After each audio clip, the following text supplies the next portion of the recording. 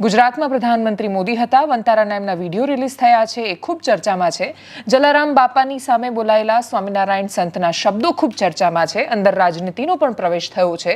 પણ શરૂઆતમાં એક એવી છોકરીની વાત કરવી છે જેણે ખૂબ નાની ઉંમરે રસ્તો અપનાવ્યો જૂઠનો, સંઘર્ષનો અને પોતાની રીતે મહેનત કરીને ક્યાંક પહોંચવાની જગ્યાએ જુઠ્ઠું બોલીને બહુ જ સરળતાથી સસ્તી પ્રસિદ્ધિ મેળવવાનો એણે પ્રયત્ન કર્યો.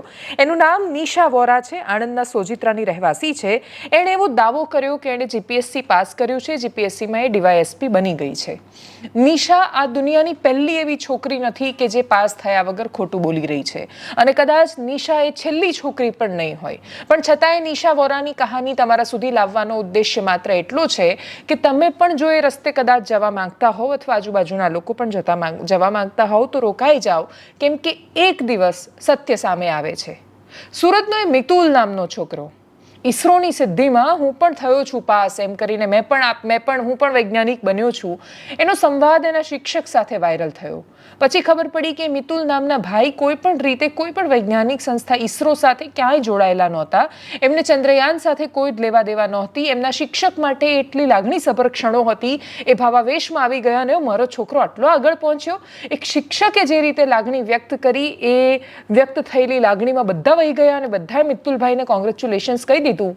મિતુલભાઈ ક્યાંય ગયા જ નહોતા. શું કામ મિતુલે આવું કર્યું? શું કામ નિશા આવું કરે છે? શું કામ નિશા એવું કહે છે કે હું ડીવાયએસપી બની ગઈ છું જ્યારે એક પણ પરીક્ષા પાસ નથી થઈ? શું કામ એક છોકરી કે જે મૂળ બિહારની હતી ને પોતે ઇન્ડિયન ફોરેન સર્વિસમાં સિલેક્ટ થઈ છે અને પોતે અલગ અલગ દેશોમાં પોસ્ટિંગ છે એવું કહીને સતત મા બાપને, સમાજને, દુનિયાને બધાને છેતરતી રહે છે અને પછી એકાદ દિવસ અચાનક એ એક્સપોઝ થઈ જાય છે?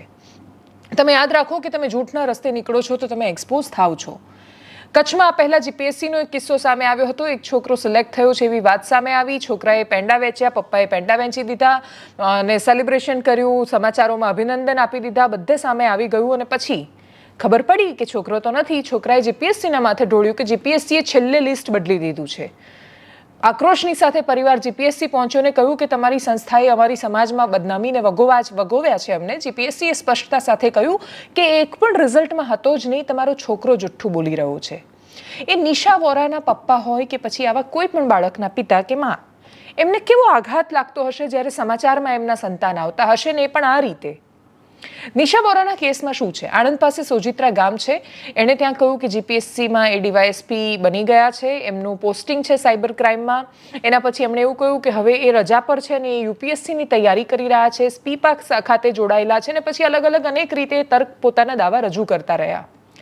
એના નામે એમણે માત્ર આવા દાવા રજૂ નથી કર્યા, એમણે આના નામે ખૂબ બધા માત્ર સન્માન નથી મેળવ્યા, એમણે એ સન્માનમાં મળતી રાશિ મેળવી છે. એમણે ખૂબ બધા પૈસા સ્વીકાર્યા છે. એટલે 60,000 રૂપિયાનું ઇનામ પૂર્વ મુખ્યમંત્રી વિજયભાઈ રૂપાણી તરફથી મળ્યું છે. એમના સમાજે પણ એમને મદદ કરી છે. ખૂબ સામાન્ય પરિવારમાંથી આવતી દીકરી ક્યાં સુધી પહોંચી એવું માનીને દરેક માણસોએ સામે આવીને એનું સન્માન કર્યું, બનતી મદદ કરી, પૈસા આપ્યા. અને હવે એ છોકરી વિશે ખબર પડી છે કે એ તો પરીક્ષા પાસ કરીને ડીવાયએસપી બની જ નથી.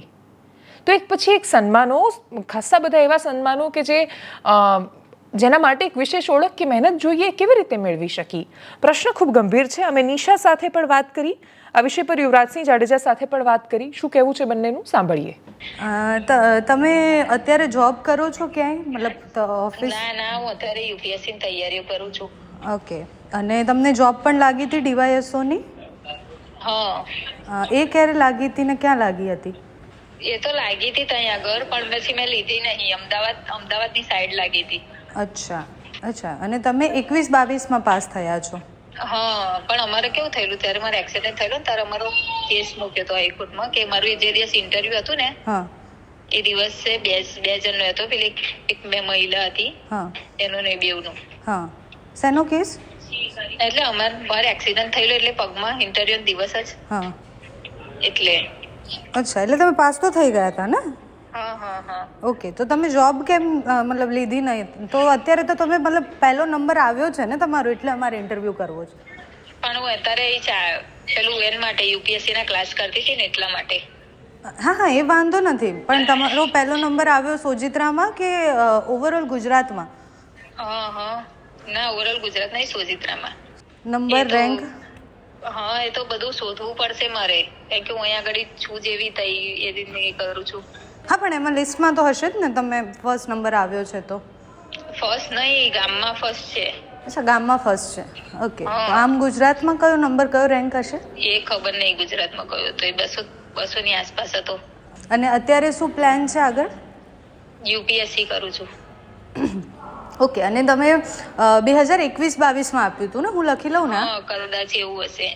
તો તમે પાસ થયા, તમારો નંબર આવ્યો, તો તમને માર્ક્સ કેવું કંઈ ખબર નથી? ખબર છે ને, મેં કીધું તો ખરી તમને. ના, તમે માર્ક્સ ના કયા, એટલે મારે લખવું પડશે. પણ મારે હજુ તો 2021 થી એક્ઝામ આપતી આવી છું, કારણ કે અત્યારે મારી યુપીએસસી નું ફૂલ એ છે, પ્રિપેરેશન ચાલે છે. જો હા, ઇન્ટરવ્યુ ને બધાની. અચ્છા, જીપીએસસીમાં ફર્સ્ટ નંબર આવ્યો 21-22માં, અને અત્યારે યુપીએસસીમાં પ્રિલિમ્સમાં 21-22 માં નહીં, જીપીએસસી તો 2024 માં બી, પણ જ્યાં પહેલા આપી હતી ને એ બી અલગ આપી હતી. બે વાર આપી છે મેં. અચ્છા, તો 24માં પહેલો નંબર આવ્યો. હા, એવું કશું હશે.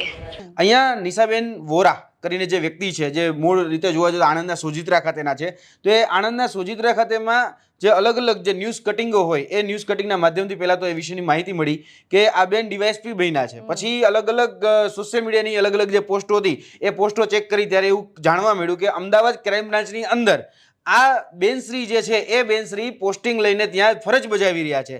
એટલે અમદાવાદ ક્રાઇમ બ્રાન્ચમાં જે મિત્ર સર્કલના વર્તુળો હતા ત્યાં મેં તપાસ કરી કે આ બેન ખરેખર ત્યાં છે કે કેમ, કારણ કે થોડુંક અમને ફિશિંગ, થોડુંક કંઈક અમને અજુગતું લાગી રહ્યું હતું, કારણ કે જે રીતે મેં પોસ્ટ જોઈ રહ્યા હતા, કારણ કે કોઈ જગ્યાએ કોઈ રેન્કની વાત નહોતી, કોઈ જગ્યાએ કહી શકાય કે કેટલા માર્ક, કેટલો સ્કોર કઈ રીતે આવ્યો એ ખબર નહોતી.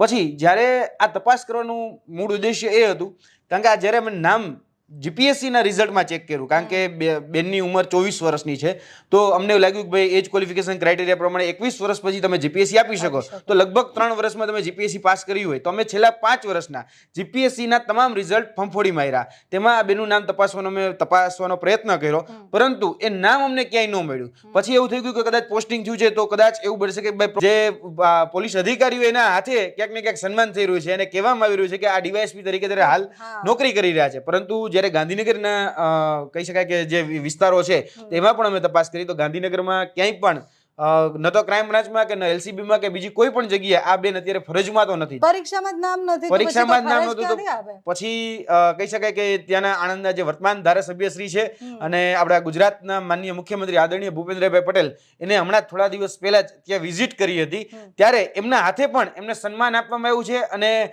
બેન દ્વારા જે કહી શકાય કે પેઇન્ટિંગ, એ પેઇન્ટિંગ પણ ગિફ્ટ આપવામાં આવી છે. અને ભૂતકાળમાં આપણા જે કહી શકાય તત્કાલીન જે વિજયભાઈ રૂપાણી હતા, એ વિજયભાઈ રૂપાણીના હસ્તે પણ 60,000 જેટલી રકમ અને અન્ય પુરસ્કારો પણ એ આ બેનને આપવામાં આવ્યા છે. કારણ કે જે દાવાઓ મેં ન્યૂઝ કહી શકાય પ્રિન્ટ મીડિયાના માધ્યમથી જોયા, તે પ્રિન્ટ મીડિયાના માધ્યમથી ઘણું બધું ફીસી છે, ઘણું બધું કંઈક અલગ છે.